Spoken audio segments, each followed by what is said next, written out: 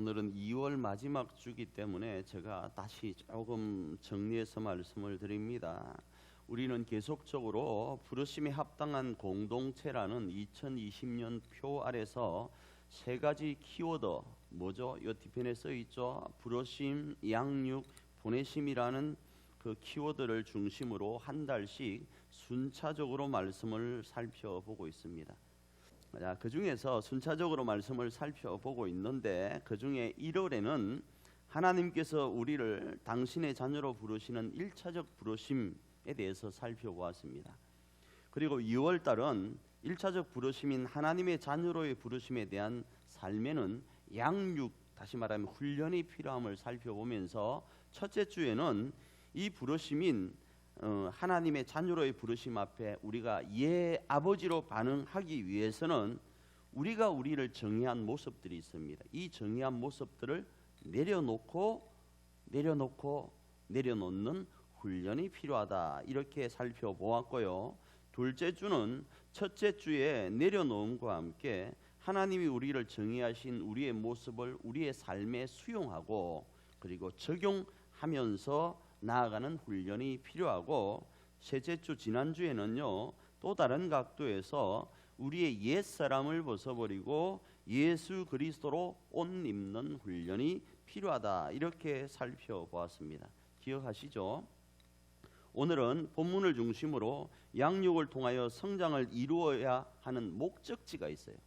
어떤 목표치, 목적지가 있고 그 성장을 이루기 위한 조건을 좀 살펴보기를 원합니다. 그리고 한 주간 하나님의 자녀로서 승리하는 저와 여러분이기를 축복합니다. 아멘. 자, 먼저 성장의 목적지는요, 그리스도의 장성한 분량이 충만한 데까지 이르는 거예요. 에베소서 4장 13절 뒷부분입니다. 읽습니다. 온전한 사람을 이루어 그리스도의 장성한 분량이 충만한 데까지 이르리니, 이렇게 말씀합니다. 오늘 본문에서 말씀하는 그리스도의 장성한 분량이 충만한 데까지 이른다라는 이 말씀은 두 가지로 바라볼 수 있습니다. 하나는요, 그리스도이신 예수님의 장성한 분량은 천국에는 주체가 두 개가 있어요. 하나는 하나님이시고 하나는 우리인데, 그건 두 번째 살펴볼 거고요. 첫 번째, 그 주체인 하나님을 아는 데 있어요. 그래서 요한복음에서 예수님은 다음과 같이 말씀합니다. 요한복음 8장 55절입니다. 읽습니다. 너희는 그를 알지 못하되 나는 아노니 만일 내가 알지 못한다 하면 나도 너희같이 거짓말쟁이가 되리라. 나는 그를 알고 또 그의 말씀을 지키노라, 이렇게 말씀합니다.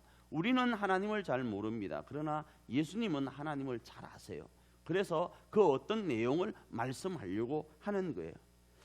이 말씀은 오늘날 사람들이 하나님을 향하여 외치는 소리를 들어보면 이해할 수가 있습니다. 도대체 하나님께서 여러분 무슨 잘못을 그렇게 크게 하셨죠? 한번 생각을 해보시길 바랍니다. 사람들이 하나님이 어떤 큰 잘못을 했는지 하나님을 업수히 여깁니다. 막 말을 해요. 그게 여호와 하나님이 되었던, 어떤 조물주가 되었던, 막연한 신이 되었던 신에 대해서 너무 함부로 말하는 경우가 있습니다. 성경의 하나님은 우주 만물을 만드신 분이십니다. 그 중에서 특별히 자신이 만드신 이 인류를 사랑하셨어요. 성경은 그 이야기만 하는 거예요. 하나님이 우주 모든 만물을 만드셨다. 그리고 그 만든 만물 중에 사람을 특별히 사랑하셨다, 이렇게 말씀합니다. 그리고 그 사랑 때문에 그 인류에게 자신이 만든 모든 우주를 위임하셨습니다. 자, 우주 중에서 점에도 미치지 못하는 은하라는 게 있고, 은하 중에서 점에도 미치지 못하는 태양계라는 게 있고, 태양계 중에서 점에도 미치지 못하는 지구가 있고, 지구 중에서 점에도 미치지 못하는 이 대한민국이 있고, 대한민국 안에 점에도 미치지 못한 우리가 있어요. 인류는 그런 존재입니다. 수많은 단계를 거쳐도 점에 불과한 게 우리이고요, 하나님이 바라볼 때 우리는 아무것도 아닌 존재일 수밖에 없습니다. 그런데 이러한 인류가 우주의 창조주이신 하나님을 향하여 무지막지한 말을 쏟아내고 교만한 말로 대적하면서 천국을 뛰쳐나갑니다. 이러함에도 하나님은 인류를 향한 하나님 자신의 사랑 때문에 천국을 뛰쳐나간 인류를 천국으로 데려오려고 하나밖에 없는 예수님까지 사람으로 비하시키시고 십자가의 길을 걷게 하십니다. 이런데 하나님을 향하여 자꾸자꾸 뭐라 하는 게 인류예요. 왜 그럴까요? 하나님을 제대로 몰라서 그런 거예요. 이것이 성부이신 하나님 아버지의 마음이에요. 이제 이런 성부 하나님의 인류를 사랑하는 이 마음을 예수님은 아시고 독생성자 예수님은 그 마음을 아시기 때문에 무슨 일을 행하시는가? 고난의 잔을 피 맺힌 기도와 함께 순종함으로 이루어갑니다. 누가복음 22장 44절입니다. 읽습니다. 예수께서 힘쓰고 애서 더욱 간절히 기도하시니 땀이 땅에 떨어지는 핏방울 같이 되더라. 예수님이 자신에게 허락된 그 삶을 살아가려고 얼마나 힘쓰고 애썼는지를 말씀하는 내용이에요. 바로 하나님의 마음을 아시기에 자신에게 주어진 십자가를 감당하신 거예요. 이것이 예수님께서 하나님을 아시는 모습이에요. 바로 우리로 이러한 하나님의 마음을 아는 데까지 이르라는 것이 성장하여야 될 목적지라는 거예요. 또 하나는 그리스도이신 예수님의 장성한 분량에 이르는 것은 천국의 주체가 아까 하나님, 또 하나는 우리가 있어야 천국이 돼요. 저와 사모가 있으면, 집에 있으면 너무 허전해요. 우리 새끼가 3명 다 나가 있을 때요. 이들이 같이 오면 우리 집안이 행복한 것과 마찬가지예요. 하나님은 하나님의 자녀인 우리가 천국에 있길 원하신다라는 거예요. 그래서 천국의 주체는 하나님과 우리라는 거예요. 그 중에 조금 전에 천국의 주체인 하나님에 대하여 알아보았다면 이제는 천국의 주체인 나와 너에 대해서 아는 것이 필요한 거예요. 우리를 안다고 자신감 있게 여러분 말을 하죠. 그래서 어떻게 하면 우리인 내가, 나와 너가 가장 행복할 수 있을까 이렇게 질문하면 어떻게 여러분 이야기합니까? 돈 많이 벌고, 돈 많이 버는데 특별히 쉽게 돈 벌고 먹고 마시고 마음대로 하는 것, 그게 행복하다, 이렇게 우리를 정의합니다. 이를 위해서 가장 쉽게 돈을 버는 방법이 뭐라고 그러죠? 건물주라 그러죠. 건물주가 되어서 돈을 쉽게 벌고 그 쉽게 번 돈으로 맛있게 먹고 하고 싶은 대로 하길 원하는 게 나를 가장 잘 아는 것이라고 이야기를 합니다. 그러나 이 말은 나를 가장 잘 아는 표현이라고 하지만 틀린 말입니다. 원초적인 이 땅의 표현에 불과한 거예요. 그러나 성경은 하나님을 아는 것과 함께 나와 너가 하나님 앞에서 어떤 존재인지를 여러 각도에서 조명하면서 너는 이런 존재다를 설명하고 계세요. 그 중에서 우리가 잘 아는 아가서는 다음과 같이 말씀합니다. 아가서 2장 10절 말씀입니다. 읽습니다. 나의 사랑하는 자가 내게 말하여 이르기를 나의 사랑 내 어여쁜 자야 일어나서 함께 가자. 이 말씀은 나와 너를 연인으로 바라보시는 하나님의 표현인 거예요. 특별히 이 말씀은 나와 너인 우리를 사랑하셔서 나와 너인 우리가 행복하고 행복하길 바라면서 그 행복한 것으로 함께 가자고 하시는 거예요. 그리고 이 말씀을 우리는 나와 너를 떠나서 나에게만 적용합니다. 나 한 사람에게만 적용하여서 하나님이 나를 연인으로 바라보신다, 하나님은 나와 함께 가길 원하신다, 이렇게 이해합니다. 그러나 이 말씀은 나 한 사람을 종착역으로 삼지 않습니다. 하나님의 시선은 나를 출발역으로 해서 너라는 이웃에게로, 가족에게로 향하길 원하세요. 그래서 성경은 다음과 같이 말씀하는 거예요. 요한복음 13장 34절입니다. 잘 아는 말씀 읽습니다. 새 계명을 너희에게 주노니 서로 사랑하라. 내가 너희를 사랑한 것 같이 너희도 서로 사랑하라. 이 모습이 하나님 안에서 정립된 제대로 된 우리의 모습인 거예요. 하나님은 우리를 향하여, 나 개인 한 사람을 향하여 일어나 함께 가자, 너는 나의 사랑이다 이야기를 하지만 그 사랑이 나에게만 국한되기를 원치 않고 그 사랑이 세상을 향하여 퍼져나가기를 원한다는 거예요. 그게 요한복음 13장 34절에 나와 있는 말씀이라는 겁니다. 다른 말로 하면 우리가 하늘가족 공동체인 천국을 소원하며 성장하여서 도달할 목적지의 모습이 이 모습이라는 거예요. 어떤 모습요? 서로 사랑하는 모습요. 그래서 그리스도의 장성한 분량에 이르는 목적지는 하나님을 아는 암과 나와 너를 제대로 알고 우리 안에 하늘가족 공동체인 천국을 세우는 것이에요. 그래서 제가 누누이 창세기 12장을 가지고 말씀하잖아요. 저 이진철 목사는 복덩어리라고요. 여러분은 복덩어리 목사를 모시고 있는 거예요. 창세기 12장 3절입니다. 읽습니다. 시작.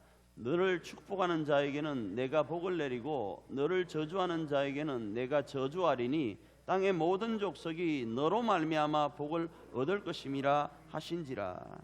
자, 여기서 보시면 너를 축복하는 자에게, 너를 저주하는 자에게, 너로 말미암아, 이 말씀이 있죠.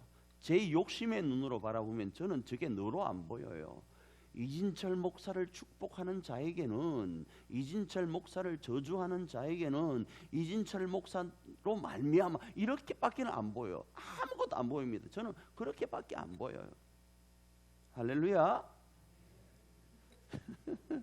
자, 그래서 누구를 막론하고 복덩어리인 저를 똥덩어리라고 저주하면 그 사람은 똥덩어리가 되는 거예요. 그러나 여러분이 누구를 막론하고 저를 향하여 우리 목사님은 복덩어리다 이렇게 축복하면 여러분에게 복덩어리가 임하는 거예요. 할렐루야. 아멘. 저는 아멘 합니다. 그러나요, 누구나가 이 부분에 포함됩니다. 한번 볼까요? 다시 한번 읽습니다. 너를 축복하는 자. 여러분의 시선으로 한번 바라보십시오. 저게 누구로 보입니까? 이진철 목사로 보입니까? 우리 김춘희 권사를 축복하는 자로 보입니까? 우리 송택범 장로를 축복하는 자로 보입니까? 여러분 시선으로는 저 너라는 이게 여러분의 이름인 거예요. 분명히 말씀드립니다. 여러분 저에게 잘하셔야 돼요. 정말로요. 그런데요, 저 말을 자세히 바라보니까 저 눈에는 저게 이진철 목사를 축복하는 자가 보이지만 여러분 시선에는 여러분의 이름이 보인다라는 거예요. 그래서 권사님이 바로 너를 포함된 거예요. 우리 장로님이 저 너를에 포함되어 있는 거예요. 여러분 한 사람 한 사람이 바로 그 너럴에 포함되어 있다라는 거예요. 그 너럴에 그분이 여러분이라는 거예요. 여러분에게 그분이 오셨다고요. 저는 이 단어가 너무 충격적이어서 정말로요, 한동안 먹먹했던 적이 있습니다. 저는 여러분만 저에게 잘하면 될 줄 알고 기분이 엄청 좋았거든요. 야, 이 말씀 가지고 이제 큰 소리 한번 치자. 여러분 이진철 목사한테 잘해야 된다니까. 잘못하면 안 됩니다. 잘해야 됩니다. 이 소리 크게 외치고 외칠 수 있다. 이 근거에 의해서 그렇게 생각을 했는데, 그래서 혹시나 누군가가 잘못되면 저 사람은 나를 향하여 복덩어리라고 안 하고 똥덩어리라고 하는 바람에 저 사람이 똥에 빠졌구나, 똥물에 빠졌구나, 이렇게 생각을 했습니다. 저 사람이 잘 되는 거는 나 때문이다, 이렇게 생각을 했는데, 그리고 혹시 내가 잘못될 때는 운이 나빠서 그랬다, 이렇게 생각했었습니다. 그런데 이 말씀을 여러분의 이름을 집어넣어서 보니까 내가 똥덩어리 가운데 똥통에 빠진 이유가 여기에 있었구나. 부지불식 중에 내가 누군가를 향하여, 복덩어리인 누군가를 향하여 똥덩어리라고 외쳤구나. 그것 때문에 나에게 뭐가 임했다? 이 아픔이 임했구나를 바라보게 된 거예요. 그러니 얼마나 충격이겠습니까? 그런데 이 복덩어리가 지금 여러분 한 사람 이지만 거기에는 더 놀란 게 우리 안에도 포함되어 있는 거예요. 이게 더 충격이잖아요. 우리 남편이 포함되어 있고 우리 자식이 포함되어 있는 거예요. 어제 여러분 이런 이야기를 했습니다. 금요일이군요. 금요일 날 어떤 여자분이 새벽에 아이와 자다가 강도를 때려잡았다, 그런 이야기를 나눴습니다. 어떻게 여자분이 애기하고 강도를 때려잡았을까? 술 먹고 들어오는 남편인 줄 알고 잡고 보니까 그 사람이 강도였다, 이런 이야기를 우리가 나눴거든요. 그 정도로 남편이 지금 원수등이에요. 오죽했으면 강도까지 잡을 정도로 남편을 원수로 여기겠습니까? 근데 그 원수 같은 남편이 너러리래. 환장하겠네 참말로. 진짜 충격이 아닐 수 없잖아요. 저도 사모님이 99개 줬습니다. 그진 100개 가깝게 줬습니다. 좋다고요. 그런데 하나 안 좋을 때가 있을 수 있잖아요. 있는 게 있을 수 있잖아요. 아직은 없지만 있을 수 있잖아요. 그래서 그 사람이 때로는 미울 수 있어요. 그런데 그래서 미워서 저 사람을 똥덩어리라고 취급하면 나에게 그 똥물이 튀는 거예요. 나쁘게 표현하면. 근데 저 사람이 복덩어리라고 하면 나에게 그 복이 주어지는 거예요. 그 얘가 반찬이 달라진다 그러잖아요. 그죠? 결국 무슨 말씀입니까? 창조주 하나님께서 인류로 하늘가족 공동체인 천국이라는 행복한 나라를 누릴 수 있도록 하신 방법은 너와 나를 향하여 서로 뭐 하라고요? 축복하라고요. 그렇게 지으셨다라는 거예요. 우리는 그런 존재라는 거예요. 성장의 목적지는 우리가 그런 존재를 아는 데까지 이르는 거라는 거예요. 그래서 예수님은 이것을 알리려고 사람이 되시고 십자가를 지셨다라는 거예요. 다음으로 하늘가족 공동체인 천국의 삶을 누리기 위한 성장의 조건은 사랑 안에서 참된 것을 하는 것입니다. 에베소서 4장 15절 앞부분입니다. 읽습니다. 오직 사랑 안에서 참된 것을 하여, 이렇게 말씀합니다. 자, 여기서 눈에 들어오는 단어가 저는 세 단어 있습니다. 오직, 사랑, 참된 것입니다. 여기서 오직이라는 단어, 여러분, 이 말은 유일하다라는 뜻을 가지고 있습니다. 그리고 유일하게 그럼 행할 것이 무엇인가 하면 참된 것을 행하여야 합니다. 그리고 이 참된 것은 사랑 안에서 행하여야 한다라는 거예요. 결국 하늘가족 공동체인 천국을 이룰 수 있는 방법은 유일하게 참된 것을 사랑 안에서 행할 때 가능하다라는 거예요. 우리의 목적지인 그리스도의 장성한 분량에 이르는 방법은, 그 조건은 오직 사랑 안에서 참된 것을 하는 거라고요. 자, 이 말씀을 조금 더 쉽게 이해하려면 이 말씀의 앞절을 바라보면 이해하기가 쉽습니다. 에베소서 4장 14절입니다. 읽습니다. 이는 우리가 이제부터 어린아이가 되지 아니하여 사람의 속임수와 간사한 유혹에 빠져 온갖 교훈의 풍조에 밀려 요동하지 않게 하려 함이라, 이렇게 말씀하면서 부정적인 모습으로 어린아이를 등장시킵니다. 여기서 어린아이는 어린아이가 가지고 있는 약점을 이야기하려고 하는 거예요. 자, 어린아이의 약점 두 가지만 말씀하면, 첫째, 어린아이는 돈과 관련된 달콤함에 약합니다. 어른의 표현으로 하면 돈이고, 아이들은 달콤한 사탕에 약합니다. 그래서 부모님한테 절대 교육을 받았는데도 불구하고 사탕을 주면서 꼬드기면 넘어가요. 이상하게. 오늘 우리에게 적용하면 그냥 쉽게 돈으로 이야기합시다. 돈이 된다는 이야기가 우리 귀에 들리면 어떻습니까? 혹 합니다. 그죠? 여기서 들리면 이렇게 넘어가요. 아이고, 이렇게. 여러분, 그 말에 넘어가지 마요. 이유는 두 가지 간단하게. 정말 돈이 되면 다른 사람이 진즉에 다 해먹었어요. 여러분, 매일 부동산 전화 안 받습니까? 투자하라고. 그럼 여러분 뭐라고 합니까? 너 아버지한테 소개하세요, 이러 안 해요? 왜 우리한테 돈 되면 우리한테 전화하냐? 네가 하세요, 그렇게 안 하냐고요. 그런데 우리는 누군가가 이게 돈이 된다 그러면 그렇게 이야기하면서 요래 가요. 가. 또 하나는 정상적이지 않는 방법으로 보편적으로 돈이 된다고 이야기를 해요. 99.9%가. 다른 말로 하면 그건 불법이라는 거예요. 설령 돈이 된다 할지라도 불법이면 행하지 말아야 돼요. 성경은 다음과 같이 말씀합니다. 잠언 11장 1절입니다. 읽습니다. 속이는 저울은 여호와께서 미워하시나니 공정한 추는 그가 기뻐하시느니라. 이렇게 말씀합니다. 하나님은 불법을 싫어하세요. 설령 성경 말씀에 신명기에 보면 이런 말씀이 있습니다.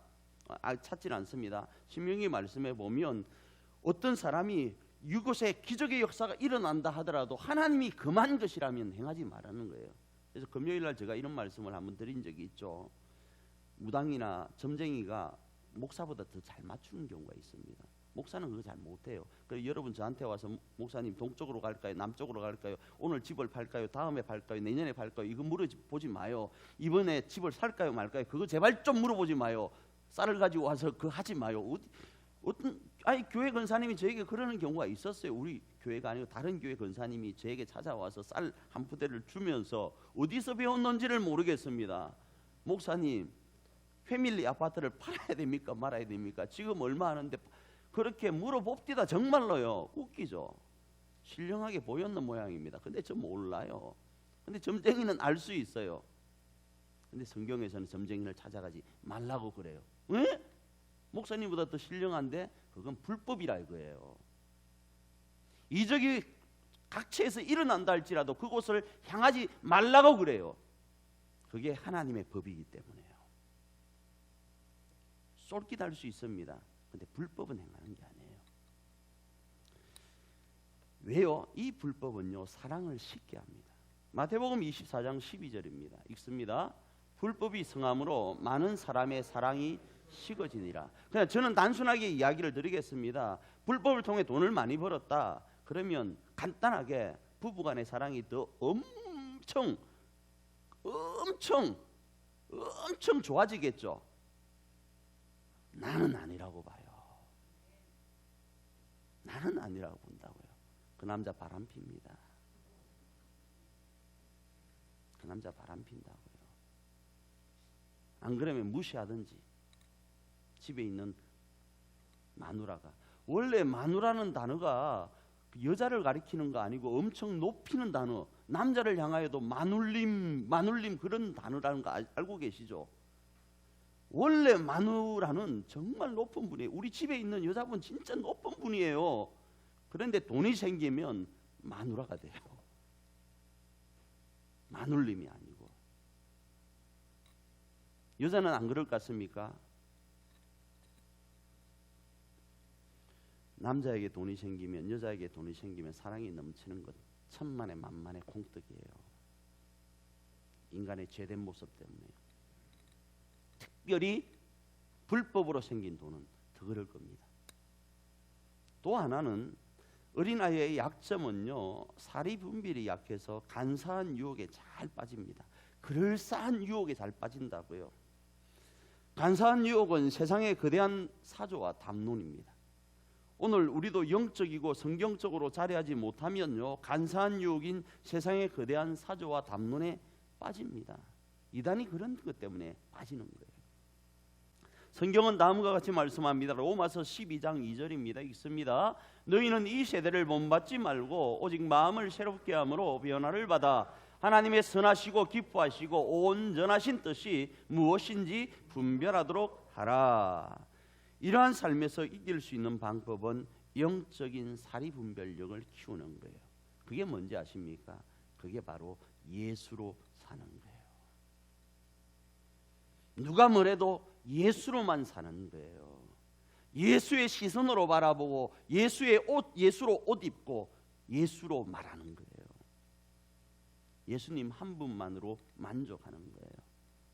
자꾸 예수님 외에 딴 것을 바라봅니다. 그러나 그분이 길이시고 그분이 진리이시고 그분이 생명을 믿고 그분만이 그러함을 믿고 사는 거예요.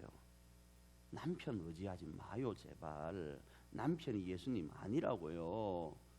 아내 의지하지 마요. 자식 의지하지 말고, 돈 의지하지 말고, 건강 말고, 명예 말고, 권력 말고, 오직 예수님만 바라보세요. 그 예수님만으로 만족하여야 된다고요. 우리가 가지고 있던 모든 것들을 바울의 고백처럼 배설물로 내려놓고요.